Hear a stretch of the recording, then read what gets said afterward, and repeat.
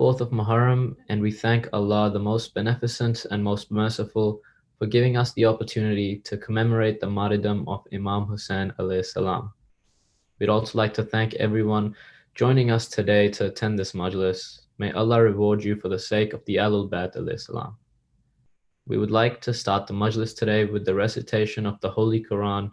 So if I may please request Muhammad Taha to come and recite the Quran.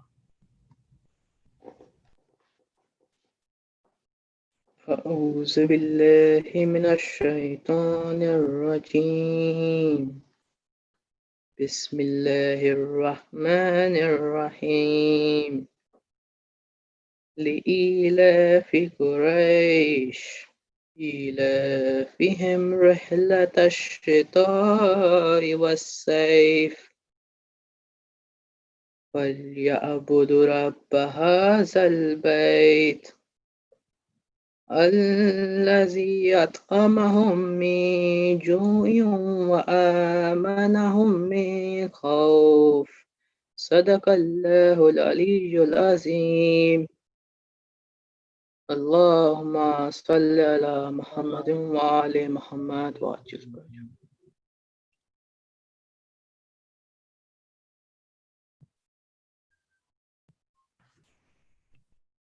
Thank you. May I please request Ali Miqdad Raza to come and recite the Salam.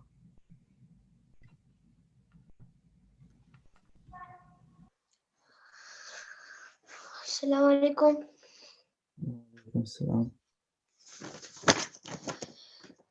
जबरदा सर से चुनी मैं सदा देती रही पूना या गाजी जबरदा सर से चुनी मैं सदा देती रही पूना या गाजी आले मरान ने कहा और जिंदा ने कहा ये महल कैदी हुई तू ना याजी जबरदा सर से चुनी मैं सदा देती रही तू ना याजी हमको पानी ना मिले तेरी खुशबू टूर है तेरी बाजू ना कटे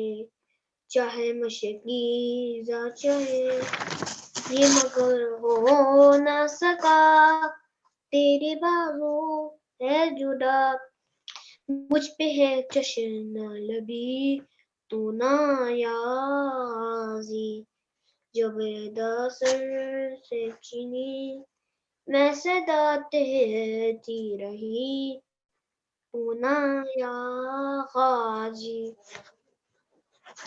धूप में तू उगता शजर तुझसे आबाद तगर है बरे ना मेरा सर किया ने तुझको कबर है अलमदार वफा इस बहन को बाखुदा तुझसे है दारस्ती बरी पूना या गाजी जबरदा सर से चीनी मैं सदा देती रही पूना या गाजी कैद खाने में क़ज़ा जब सकीना को मिली देख के कुर्ते का कफन बच्ची दफनाई गई उस गरीना में तेरा सूरत नाद अली दुख में दो राती रही तू ना या गाजी जबरदा सर से चीनी मैं सदा देती रही तू ना या गाजी सलवात اللهم صل على محمد وعلى محمد وعجل فرجه ما شاء الله. Now may I please request Maulana Syed Bilal Rizvi to come forth and recite the majlis for us. اللهم صل صل على على محمد محمد وآل وآل محمد محمد وعجل وعجل فرجهم. سورة الفاتحة. بسم الله الرحمن الرحيم. الحمد لله رب العالمين.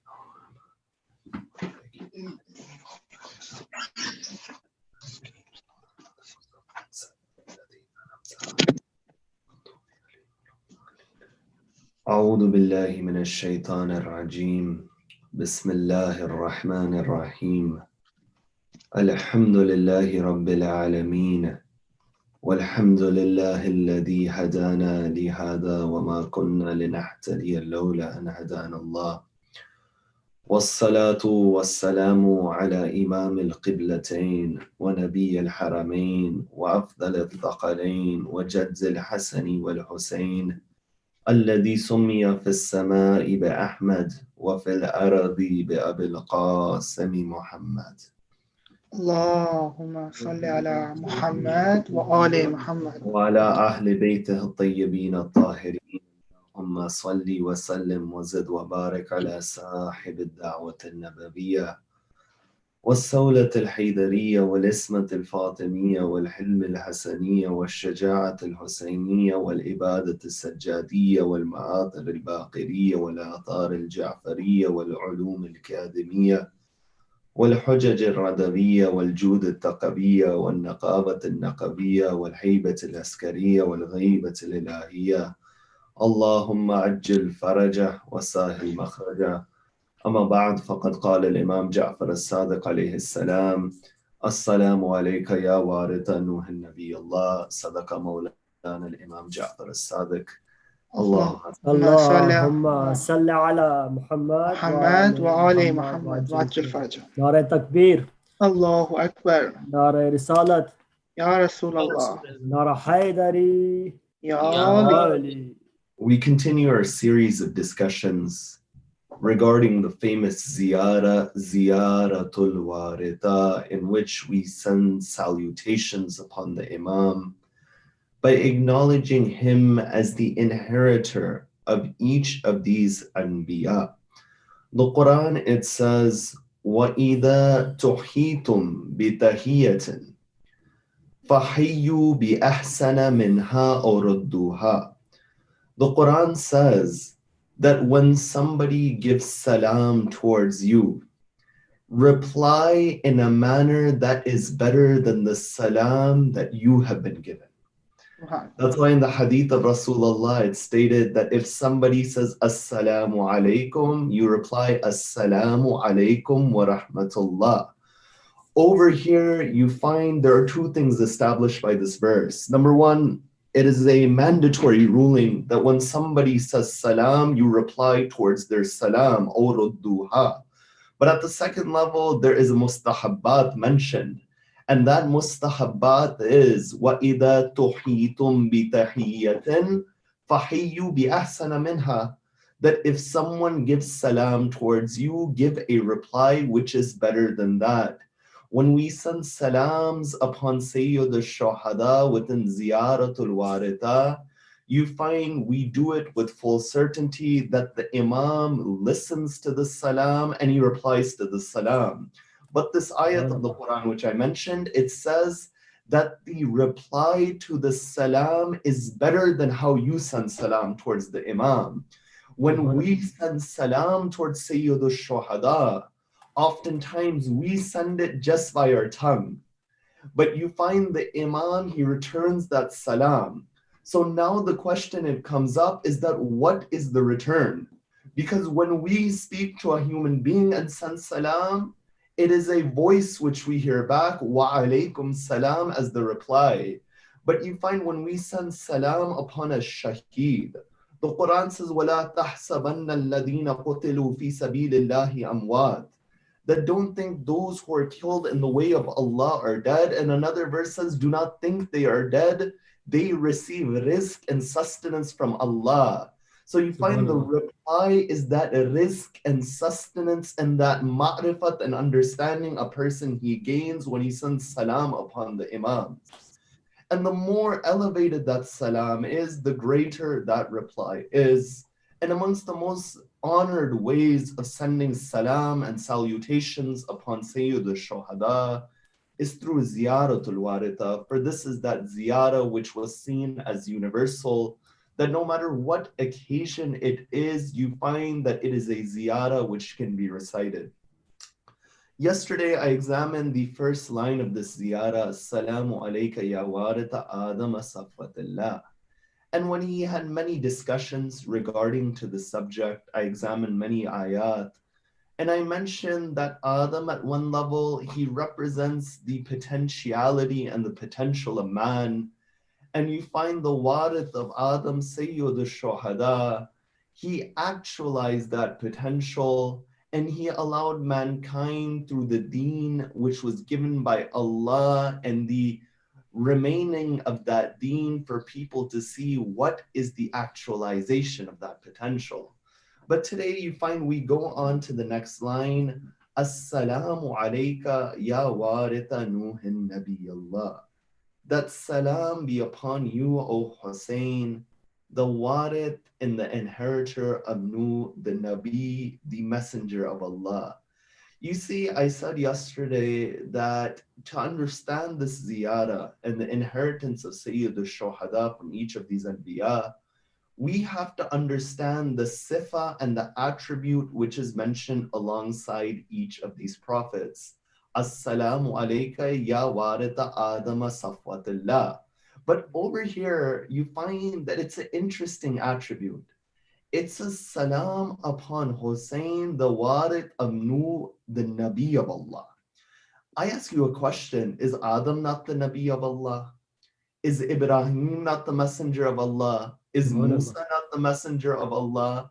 So why is it that out of all of the attributes, it is Nuh who is given the attribute of being the messenger and the Nabi of Allah? You find there are many answers that can be given towards this. The first answer which can be given is that the first prophet of the Ulul Azm, an Ulul Azm prophet or an arched prophet, is that prophet who was given a law, he was given a sharia, and his law, it nullified the law of the prophet before him. You see, each of the anbiya, they would have a message and they would have a law. But some of the prophets, they would have a law under another prophet. For example, after Ibrahim, they would follow the sharia of Ibrahim until another arch prophet came and he changed the sharia. So you find that Nuh is the first of these anbiya who was given a sharia according to the hadith. Because before Nuh, you find humanity was in its nascent stages, meaning that humanity was very young. That in the time period of Adam, society hadn't spread to the point that there was a extravagant and elaborated sharia. So you find at one level, when it says, Assalamu alayka ya waritha Nuhin Nabiyallah, you find that it is saying that Husayn is the inheritor of Nuh, who was sahibu sharia.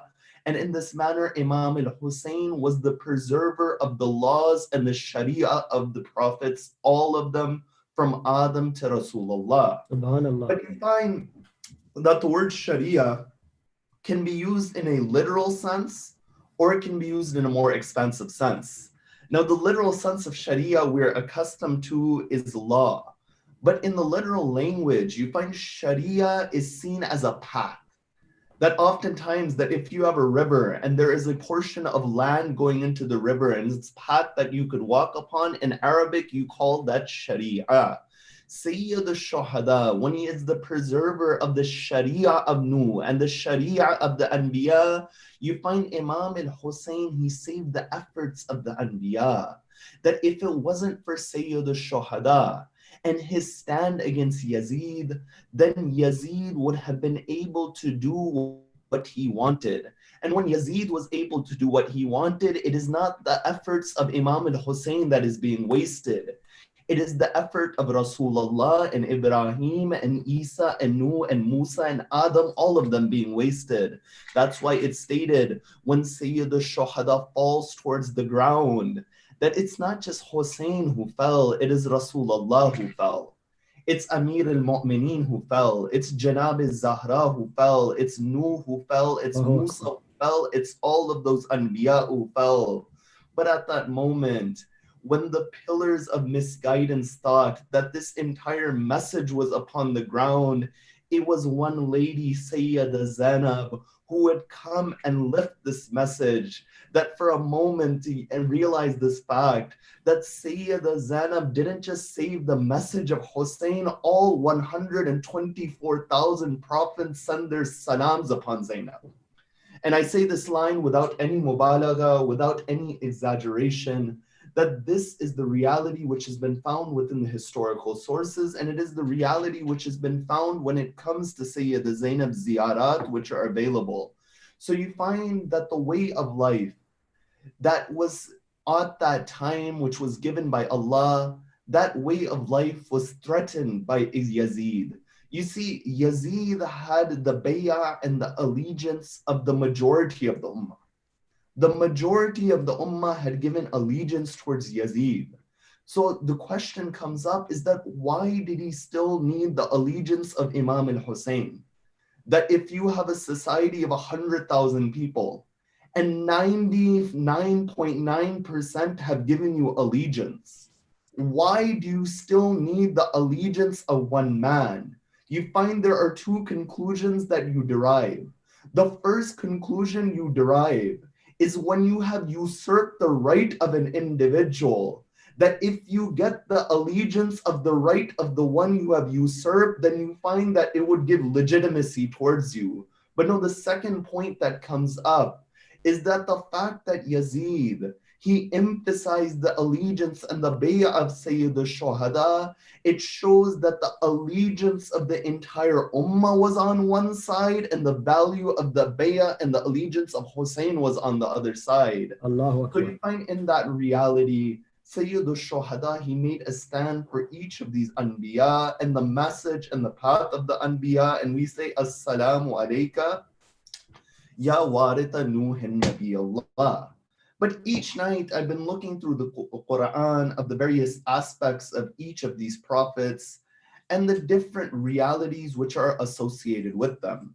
When you look through the reality of Nabi Nuh, you find that Nabi Nuh is mentioned 43 times within the Holy Quran across 29 different chapters. And amongst the most famous mention of the Prophet Nuh is in chapter 71, Surah Nuh. You see, there are many unique aspects about Nuh, and through that we understand the greatness of Imam al-Husayn as the inheritor of Nuh. One aspect we see from the Quran is that the Quran, when it speaks about Nuh, it says, Salamun ala Nuh fil alameen, that the entire universe sends its salam towards Nuh. There is no other prophet besides Nabi Nuh that this line is used, that the entire universe sends its salam towards Nuh. You see, one aspect of Imam al-Husayn being the inheritor of these prophets, which I mentioned, is that all of the qualities found in the Quran about each of these anbiya is found within Sayyid al-Shuhada. When the Quran, it says that the entire universe and the realities send their salam upon Nuh, you find in that same way they send their salam upon Sayyid al-Shuhada and the reality of Sayyid al-Shuhada. Subhanallah. That is why it is stated that when it comes to the ziyarah of Imam al-Husayn, that constantly the malaika are going towards the ziyarah of Husayn, but those who do the ziyarah of Husayn one time, they don't do it again. Because more malaika and angels are going towards that reality. I say many of the traditions say the malaika do the ziyarah of Husayn once. Allah has given us the honor if we are given the tawfiq to do the ziyarah of the Imam multiple times. So salamun ala nuhin fil alameen. Now you find that there is a system amongst each of these prophets, that each of the prophets from Adam to Nuh, the system stands that they would come and they would preach the message of Allah, and the centrality and the markaz of that message is Tawheed. You find those societies that accepted the message of their prophet would flourish, and those who rejected the message of their prophet, they would be destroyed. And the same, it applies in today's society, although the punishment today is different than at that time, because there is not a physical punishment, But you find that we see those who move away from the message of Rasulullah within this time, their flourishment, it stops, that there is difficulties within their lives. We see the current system of the world and the state of the world and the difficulties from all levels, from social issues towards economics. You find all of them come from that reality. But Allah, He would send another prophet. You see the traditions, they say that Nuh, he continued this message, and Nuh, he preached for 950 years. The Quran, it says that Nuh, he was there for 950 years. Of course, the traditions of Ahlul Bayt say that Nuh was alive for 2,500 years. But you know what the hadith they state? They state that in 950 years, 72 individuals came towards the path of Nuh. Now, there is no coincidence that there were 72 with Husayn on the day of Ashura. There were 72 with Nuh upon the ark. And this alludes to the reality that one thing which Nuh, he represents in the Quran, he represented the salvation of the society of that time period. That through the ark, the society was saved. But there is a difference between the ark of Nuh and the ark of Husayn. The ark of Nuh is limited by a particular time. That to board the ark of Nuh, you find you had to be there in the time of Nuh. But no, the ark of Husayn is that ark, that the more time goes on, the more people have the opportunity to go towards Husayn. You know, we receive many invitations. Oftentimes I received invitations from towns that I hadn't even heard of, or cities and places I didn't even know that there were groups that would commemorate and remember Sayyid al-Shuhada. But you find that reality is the promise of Sayyidah Zainab in the court of Yazid. You know, when Sayyidah Zainab was within the court of Yazid, the situation was this, is that the household of the Prophet, they went with their hands tied. They went there as captives. You find Yazid, he begins to speak, and Sayyidah Zainab replies to him by saying, Ya Yazid, qad kaydak, was'a sayak, wa nasib juhdak, lan tamhu dhikrana. She says that try and make your effort and call all those who support you. You would never be able to erase our remembrance. You see, if you understand the situation of that time and you understand this line, that she was in the palace of Yazid at that time as a captive, and she is saying that you won't erase our remembrance. I say today, when you go towards Damascus, where is the palace of Yazid? But no, when you go towards Damascus, it says, welcome to the city of Sayyidah Zainab over there. Subhanallah, Now, you subhanallah. find how at that time could somebody understand that line? But you find the reality is this, is that the more time goes on, the more people will understand Sayyid al-Shuhada. And I gave you the hadith of Imam al-Zaman. When he returns, he'll stand in front of the Kaaba. He'll say, Ya Ahl al-Alam, Inna Jaddi al-Husayn qataluhu adshanan. The Imam will say 5 statements. He'll describe each of those statements via Imam al-Husayn and his relationship with Imam al-Husayn. But he says, O people of the world. He doesn't say, O Muslims. He doesn't say, O Shia. This goes to show that there must be a basic understanding, although it may not be a complete understanding, that everyone within this world will have a basic understanding at some level of who Sayyid al-Shuhada was. So you find over here this reality, it exists, that the ark of Nuh was limited by a time. The ark of Sayyid al-Shuhada doesn't have a limitation. The second comparison between the two is that the ark of Nuh was to save somebody from a physical trial. You see, the ark of Nuh saved from a storm, but you find the ark of Husayn doesn't have these limitations.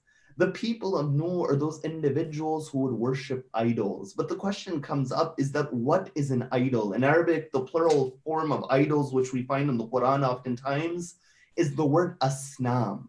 So what is an asnam? What is an idol? You find the reality of the situation is that an idol doesn't have to be a stone that you worship.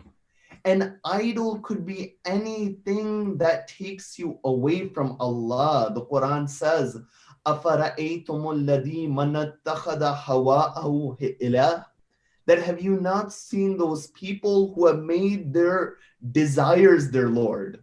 So the Quran is saying that in this example, their desires have become those idols. That although the temple of Azar may not be here in the same form today, and the idols of Quraysh in the form of Lat and Uzza may not be here today, you find they have taken a different form. Those forms have different names. It could be greed. It could be a weakness in when it comes to having will. So it could be many different things.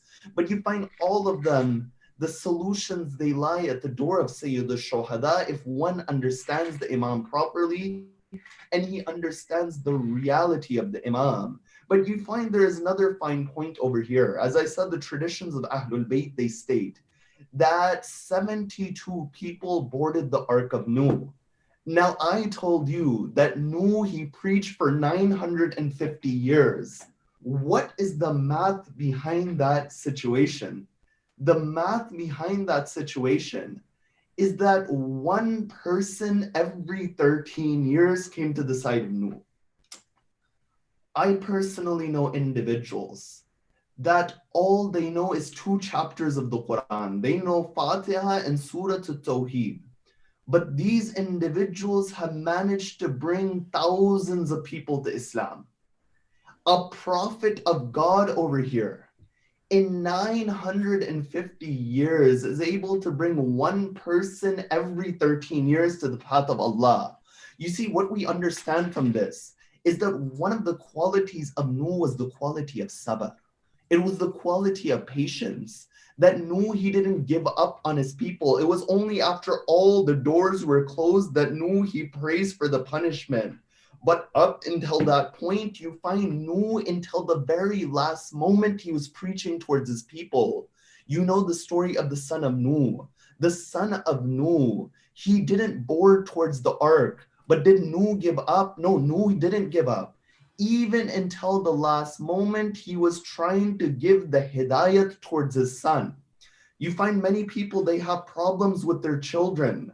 The goal is not to give up, because if in the heart the wilayah of Ahlul Bayt is there, no matter how far they stray, there's always a chance they can come back.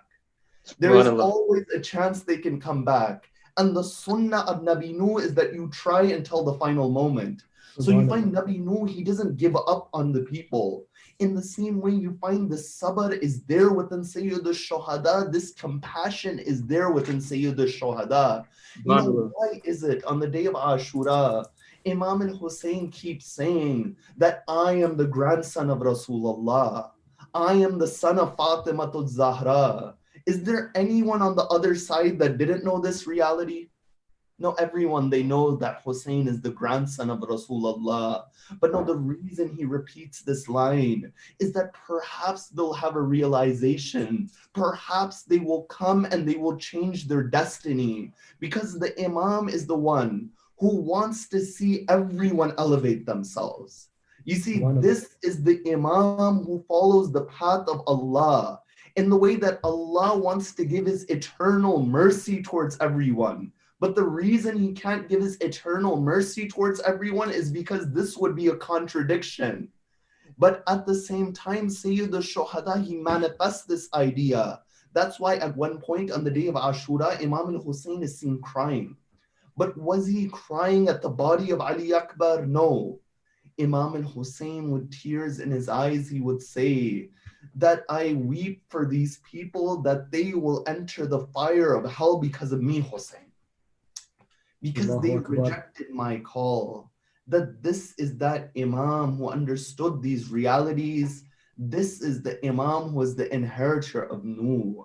And all of those difficulties that Nuh he faced in 2,500 years, they don't compare to the difficulty that Sayyid al-Shuhada faced in one day. And amongst the most difficult challenges which Sayyid al-Shuhada faced was to give away his nephews On and Muhammad. You see, when it came to Ali Akbar, the Imam says, Taqaddam ya waladi. Oh, Ali Akbar, go, you are my sacrifice. But when it came to the children of Sayyida Zainab, Imam al-Husayn wouldn't give permission. You see, this was the way of Imam al-Husayn, that he didn't give Hazrat Qasim permission either, right off the bat. In the same way, he didn't give On and Muhammad permission. That who are these On and Muhammad? You find that they're the children of Abdullah, the son of Ja'far al-Tayyar. You know, when Amir al-Mu'mineen, he marries Abdullah, Hazrat Abdullah towards Sayyida Zainab, he says that, oh Abdullah, you are to marry my daughter, but oh Abdullah, there is a shariat and conditions upon this wedding. The first is that you allow Zainab to do the ziyarah of her brother whenever she wants. And the second is, oh Abdullah, a time will come when my son Husayn goes towards Karbala. And when he goes towards Karbala, give him permission, or give her permission upon that day. You know, it's stated that Sayyida Zainab, when she left from Medina, On and Muhammad, they didn't go with Sayyida Zainab immediately. But it was at a resting spot after Medina, on the border of Medina in Iraq, that Hazrat Abdullah, he would go towards Sayyida Zainab. He would say, oh my lady, oh Sayyida Zainab, or your grandfather Rasulullah had said that whenever you go on a journey, you give sadaqah, you give something in the way of Allah. I have brought our sadaqah in the way of Husayn, for on my behalf is my son on your behalf is Muhammad. In this way they go towards Karbala. Allahu Akbar. You see, on the night before Ashura, Sayyida Zainab, she would speak towards On and Muhammad. She would say, oh On, oh Muhammad, I know that you are the grandchildren of Ja'far al-Tayyar. I know you are the grandchildren of Ali bin Abi Talib. I know that tomorrow you'll reach the Furat. But when you reach the Furat, remember your mother's statement not to drink from the Furat unless Sakina and Ali Asghar have drank from the Furat. You find the day of Ashura, it came. Sayyid al-Shuhada, he grants On and Muhammad permission. They begin to fight upon the Maqtal. But you know what they would do? Every time they would kill an individual, they would turn around. They would say, oh, my uncle Husayn, are you proud of us? Oh, my uncle Abbas, are you proud of us? But that moment it came where both of them, they fall towards the ground. They send their salam upon Sayyid al-Shuhada. On one side, Imam al-Husayn goes. On the other side, Aba Fadl Abbas goes. They say to the children, do you have anything to say at this moment? They say, oh, our uncles, when you go back towards our mother, tell our mother that we reached the Furat, but we remembered her wasiyah not to drink from the water of the Furat until Ali Asghar and Sakina have drank from it. That they bring back the bodies of On and Muhammad. Over here, understand the maqam of a mother. You see, a mother is that person that when her son doesn't come home, she stands at the door. She doesn't go to sleep. Right now, they're putting the dead bodies of her children in front of Sayyida Zainab. You know what Sayyida Zainab, she does? She places one hand on. She places one hand on Muhammad. She says, Rabbana taqabbal minna innaka anta as-sami'ul alim. Oh Allah, accept from us. It's stated at that moment though, Sayyida Zainab, she didn't cry for On and Muhammad. They went towards Kufa. Sayyida Zainab didn't cry for On and Muhammad. To the extent that it is stated in Sham, when all of the heads were being returned towards Ahlul Bayt, you find that each of the women, they would take the head of their beloved.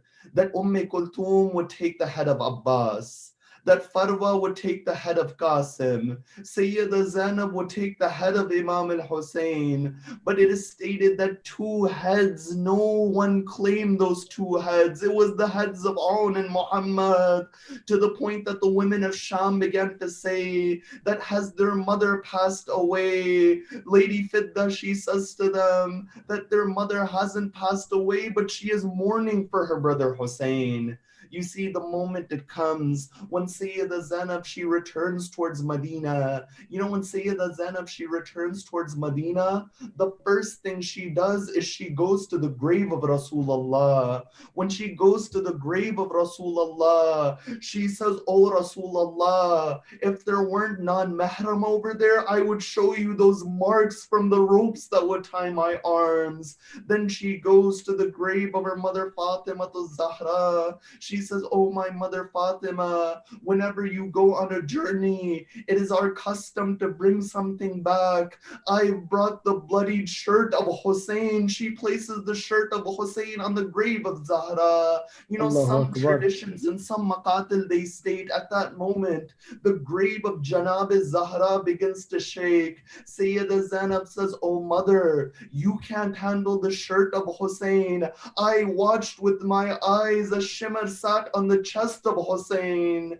You find after that, Sayyida Zainab, she goes towards her home. When she goes towards her home, Hazrat Abdullah, he enters the home. Hazrat Abdullah, he says, "Oh lady, who are you? Zainab isn't here."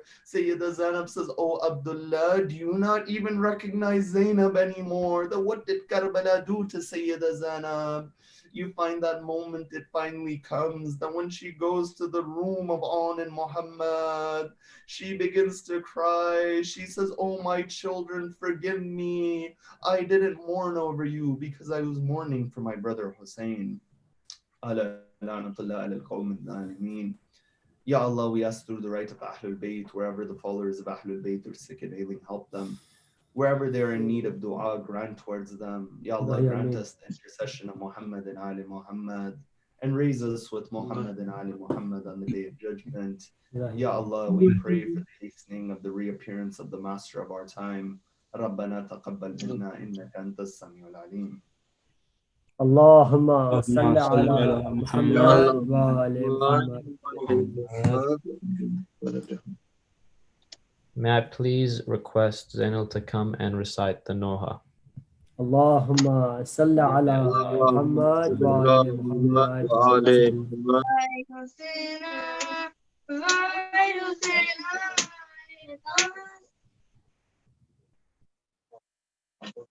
Vai Husaina, vai Husaina, vai Sakina, vai Sakina.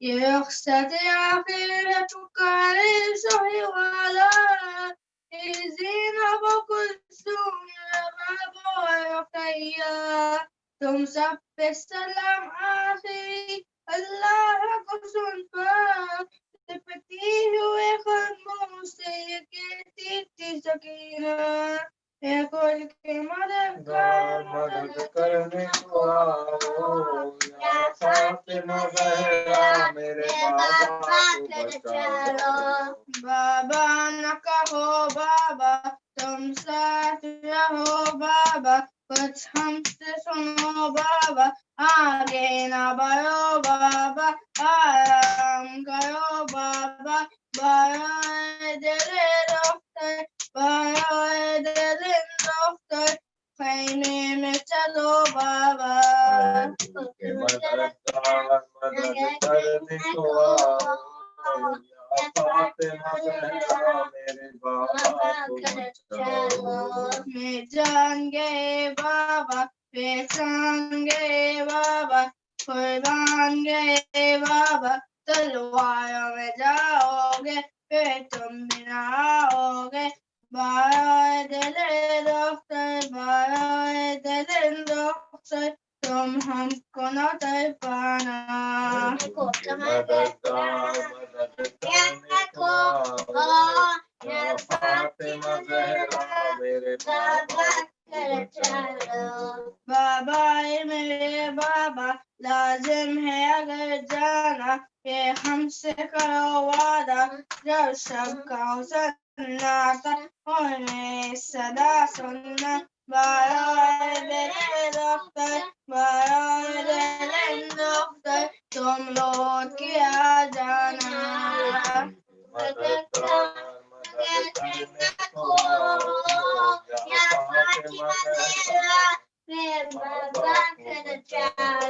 سے بولے سکینہ جا سو جان سے میں خوبت اس طرح نہ ہو گیا ایک وعدہ نبھانا ہے ایک فرض پرانا ہے برائے دل دختر برائے دل بابا تم آج دعا کرنا